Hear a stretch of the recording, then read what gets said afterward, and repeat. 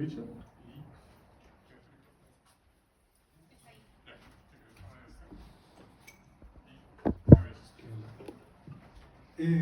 Muy buenas tardes. ¿Cómo están? Bueno.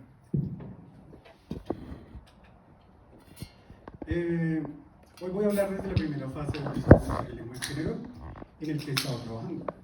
Y también la razón por la cual decidí aplicar el programa de doctorado en lingüística en la Universidad de Riverside, y al que he llamado lenguaje como dispositivo de control de género. Para contextualizar conceptualmente, aquí hago uso de algunas nociones de lenguaje partiendo del hecho de que hay muchas formas de entender el lenguaje. Uso primero que todo la definición más concreta que dice que el lenguaje es el código. Las palabras, las expresiones, por ejemplo, lunes, rojo, hace calor, se fue el invierno.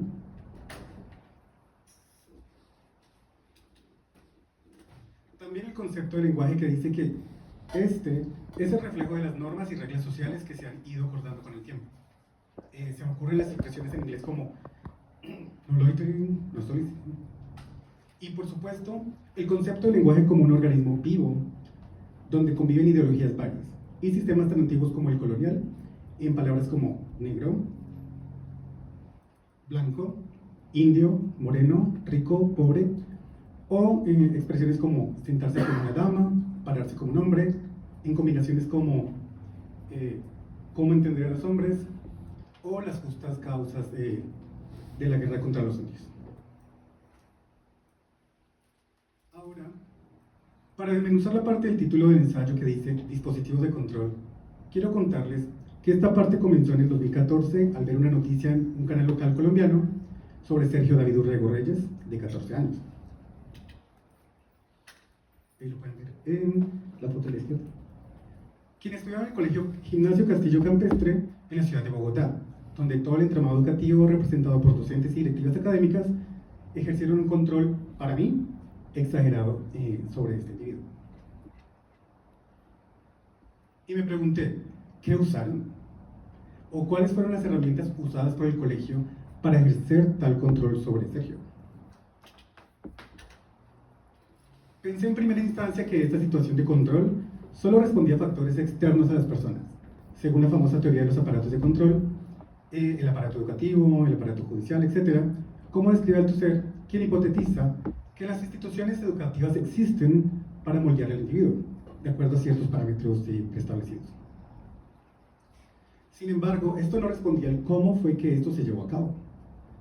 Sí creo que la gente es formateada en los colegios, pero pienso que esto se hace siempre dentro de los límites. Debía haber algo más que solo el aparato educativo que ampliara ese poder, que no solo regula a los individuos desde afuera, por medio de horarios y rutinas, sino algo que logre que estos individuos se regulen a sí mismos, que voluntariamente defiendan paradigmas e ideas provenientes de sistemas externos, lo cual me parece algo más difícil de lograr solo con el entramado educativo e influencia externa. Entonces, debe haber algo que logre controlar al individuo desde dentro de sí mismo, algo un poco más imperceptible, que no venga totalmente del exterior, ni de docentes, o administrativas, o instituciones, pero no se me ocurría nada. Fue luego que vi la película Mariposas Verdes de Gustavo Nieto Roa en 2017, donde, película que llevó al cine el caso de Sergio Urrego, aclaro. En la película puse atención a las palabras y expresiones que solo se usaban en momentos en los que los individuos en formación se desviaban de ciertas normas exigidas en el colegio o en la familia. Y esto me hacía pensar en Sergio y los mecanismos de control. Y en lo que le pasó. Percibí que estas palabras y expresiones se usaban para coaccionar, para ejercer control y para corregir el cauce de los individuos en formación. Y así escribí el lenguaje es un dispositivo de control. Y comencé mi búsqueda para ver si había investigaciones y propuestas al respecto.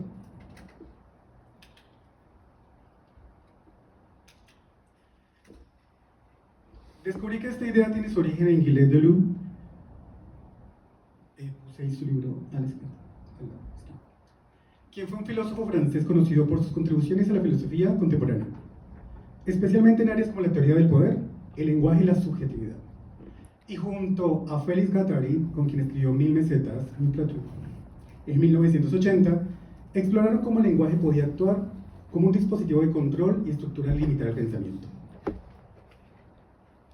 Además, en su ensayo, ¿qué es un dispositivo?, Deleuze analiza el concepto de dispositivo como una red de elementos que incluyen el lenguaje, instituciones y prácticas sociales, todos ellos utilizados para ejercer control en contextos diferentes.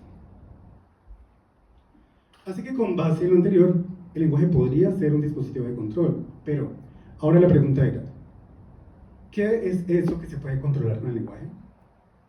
Presté mucha atención a ciertas palabras y expresiones de la película y su función dentro del contexto situacional presentado en Mariposas Verdes para extraer sus componentes fundamentales, de los cuales obtuve dos. El primero, que la vigencia de estas palabras y expresiones radica en la prevalencia del concepto de hombre, sinónimo de varón, persona de sexo masculino, y en el concepto de mujer, sinónimo hembra, persona de sexo femenino. Y el segundo componente, que el uso de estas palabras y expresiones era para controlar que los individuos no se salieran de dicho rol de hombre y de mujer, todo dentro de un contexto heteronormativo. Así que se me ocurrió que el lenguaje, de hecho, podría llegar a funcionar como un dispositivo de control de género, particularmente en este concepto de contexto educativo familiar. Ya que el vestuario, los espacios como los baños y demás marcadores institucionales de género, más la vigilancia permanente de docentes y demás, no era suficiente influencia para mantener a raya los roles de género. Pues para mí, el control también tenía que ser intrínseco, voluntario. Cada individuo tenía que controlar y graduar su género conforme a las demandas externas. Y pienso que el lenguaje parece ser el dispositivo perfecto para este trabajo. Pero, pregunto, ¿qué tan probable es que el lenguaje funcione como un dispositivo que controle nuestro género? Es decir, nacer hombre o nacer mujer viene con un vocabulario y expresiones integrado. ¿Hay algo que nos restringe o restrinja y nos limita a un corpus lingüístico para ser hombre y mujer, por ser hombre y mujer? Décadas atrás, lingüistas como Robin Lakoff detectaron ciertas anomalías del uso de palabras y expresiones por parte de usuarios y han sospechado que estas anomalías se dan cuando el lenguaje intercepta al género. Robin Lakoff, profesora emérita de Berkeley, detectó que el impacto de las normas de género binario en el estilo del habla de las mujeres ya por los años 70 y lo registró en su libro Language and Woman's Place de 1975. Desde su perspectiva feminista, resaltó los roles de género binarios en los usos lingüísticos y de cierta forma puso sobre la mesa la discusión de cómo pueden hablar y cómo no pueden hablar ciertos individuos. En mis palabras, según las normas de género en ambientes heteronormativos.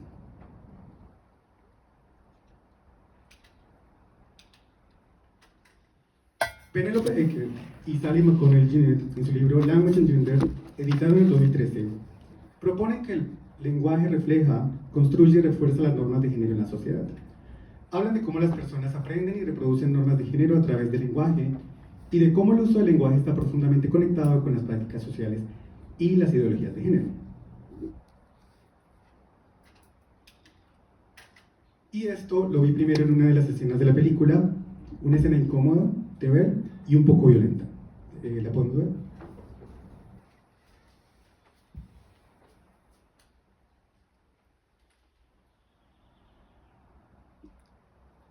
Yo no sé dónde estás. Si me extrañas, dime que sí. Si no me extrañas, dime que no. Si me quieres. A ver. ¿Y aquí qué pasó? ¿Qué? ¿Se maniqueó o qué?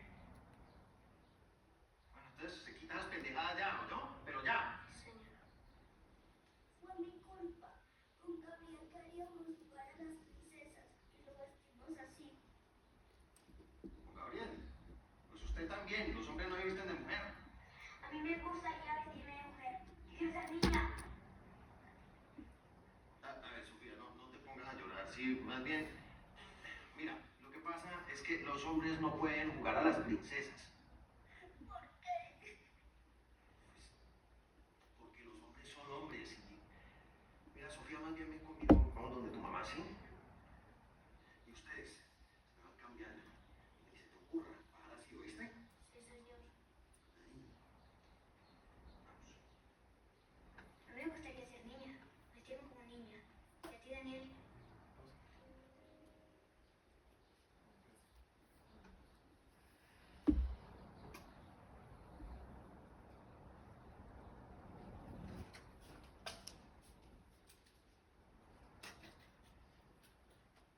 El padre le dice a su hijo, ¿y aquí qué pasó? ¿Se mariqueó o qué?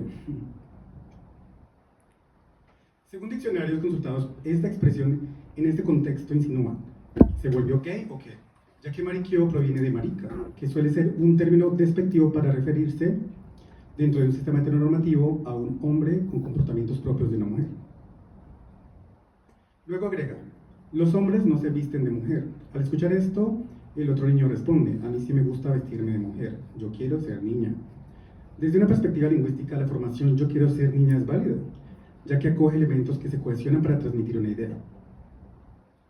Aunque esta perspectiva lingüística choca contra una perspectiva de género, que asegura que los roles de género se otorgan al nacimiento, como las perspectivas de género de sociedades heteronormativas.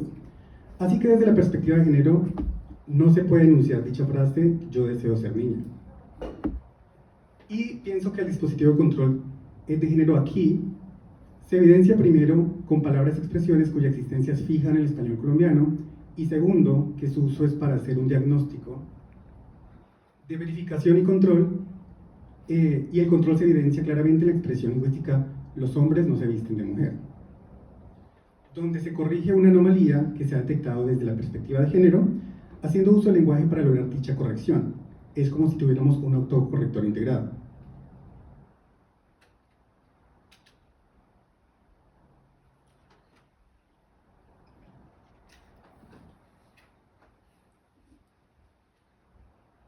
Siguiendo con la escena, la niña comienza a llorar, el padre dice, lo que pasa es que los hombres no pueden jugar a las princesas. La niña, que al parecer en ella el lenguaje aún no funciona como un dispositivo de control de género, aún, pregunta por qué el hombre, en quien el dispositivo de control funciona perfectamente y a toda potencia, responde, porque los hombres son hombres. Aquí el dispositivo usa lenguaje para corregir el género masculino con la expresión los hombres son hombres. Recuerdo escuchar estos mismos templetes a temprana edad y recuerdo que dentro del templete hay posiciones tanto verbales como nominales que se ocupan por otros ítems lingüísticos al momento, pero siempre con el mismo fin de corregir el género. Entonces,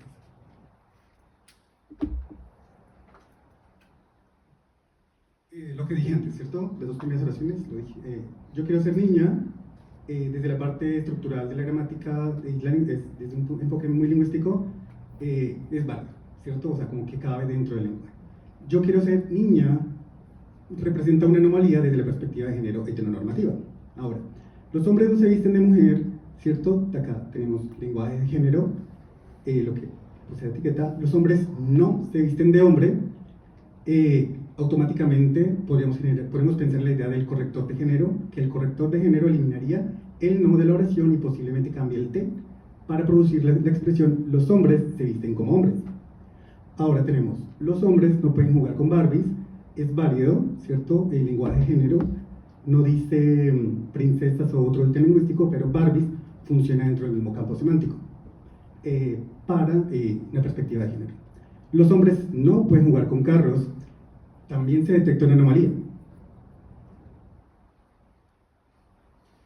El autocorrector, ¿cierto?, de género va a reestructurar y va a haber una afirmación, como sea necesario. Entonces, los hombres juegan con carros. Los hombres no pueden jugar con muñecas. Igual es válido, sin anomalía de género, porque Barbies y muñecas, en este concepto de género, pertenecen como al mismo campo semántico.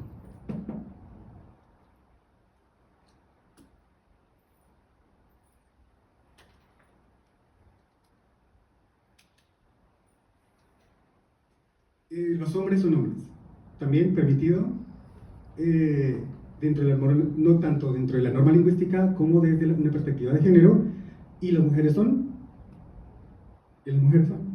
Entonces, aquí en este caso, autocompletar, ¿cierto? Digamos que la función del dispositivo de control nos va a decir autocompletar, pero bajo ciertos parámetros, evitar generar anomalía y revisar normas de género.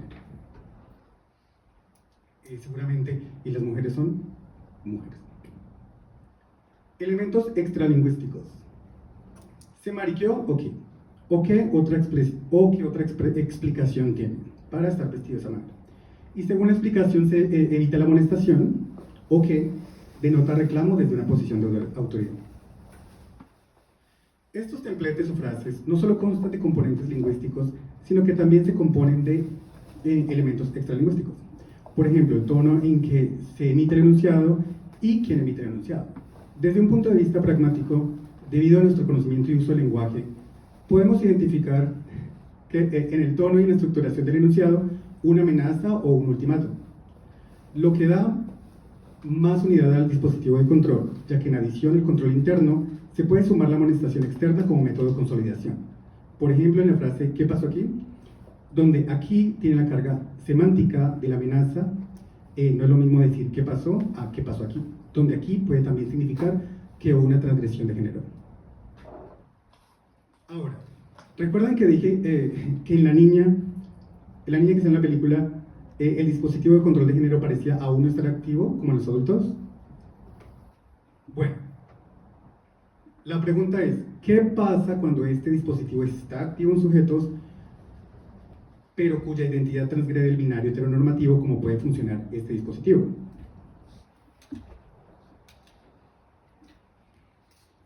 Y encontré el trabajo de Carlos Ulises de Sena del 2011, quien entrevistó a un grupo de hombres gay de diferentes orígenes en Nueva York.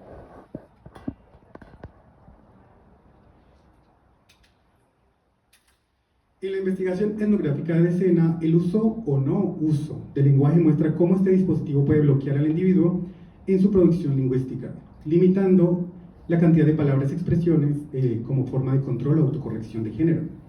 De Sena dice que este libro describe y realiza conexiones que no pueden ser dichas. Pero me pregunto, ¿por qué no pueden ser dichas? ¿Qué lo impide? De Sena publicó las siguientes expresiones dichas por las personas encuestadas. Esa es una respuesta real. No les dije nada, ellos no me preguntaron nada, yo sé que ellos saben. Dani, es de origen de las Filipinas. No les dijo nada sobre qué y qué es lo que saben. Básicamente, esa es otra respuesta. Básicamente, sabes, a ella no le gusta mi estilo de vida, así que no hablamos de eso. Alicia, puertorriqueña. Otro extracto, ellos saben. Quiero decir, los padres saben. He tenido relaciones y cuando he estado con esos chicos, ellos siempre se refieren a mí como ustedes en plural. Entonces, sabes, se entiende, pero nunca se discute.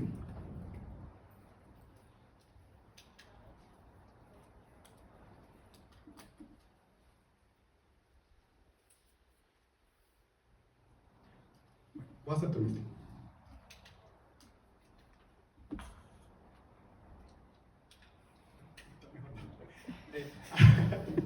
Aquí pienso que el lenguaje se utiliza para restringir que los géneros divergentes ingresen al sistema. No hay palabras, no hay frases, no hay producción. Expresiones como los hombres son hombres y las mujeres deben sentarse como damas. Hay una producción rica de sustantivos y verbos. Pienso que el uso lingüístico heteronormado es bastante rico y variado para sostenerse, pero en caso de salirse de este sector lingüístico, la variedad es escasa.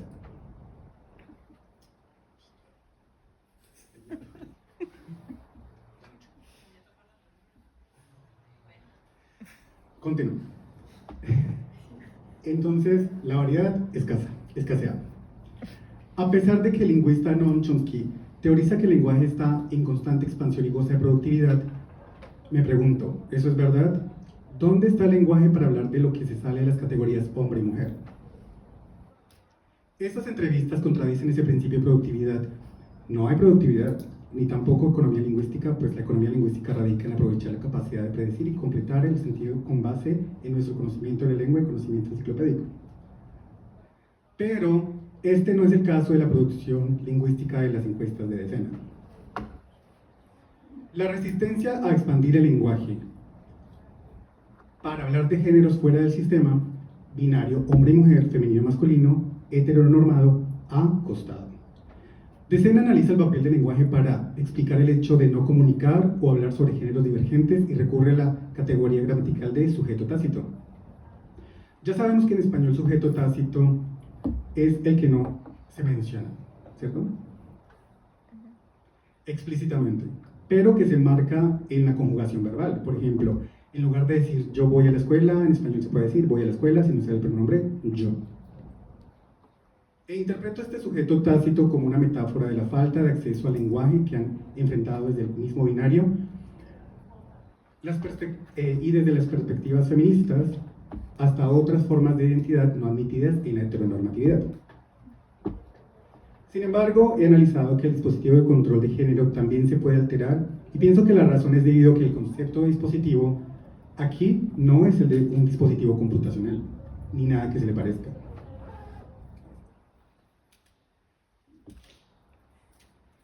Sino que es un dispositivo humano, diseñado e integrado por las instituciones, pero en últimas es un dispositivo al que cada individuo puede tener acceso y controlarlo.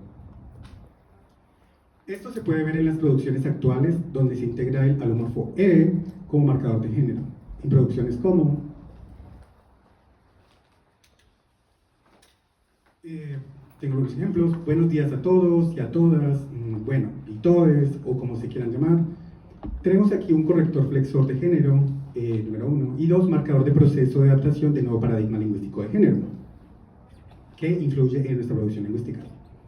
En el siguiente caso es que él o ella me dijo, acá hay un corrector igual, que sigue un paradigma lingüístico de género. Quiero agradecer, me imagino, estos codificadores. Quiero agradecer al profesore por esta invitación, ya que él se tomó el trabajo de... Entonces vemos al, cierto, preposición artículo, uso artículo, el, que está insertado en al, y adición del artículo, le, reconocimiento del paradigma lingüístico de género, y retorno al uso de él como evidencia de la comprensión y adaptación personal al nuevo paradigma lingüístico de género.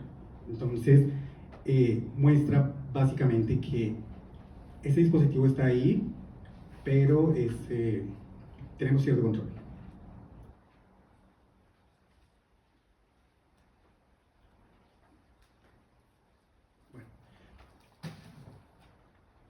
Aquí va este análisis que espero avanzar aquí en Riverside.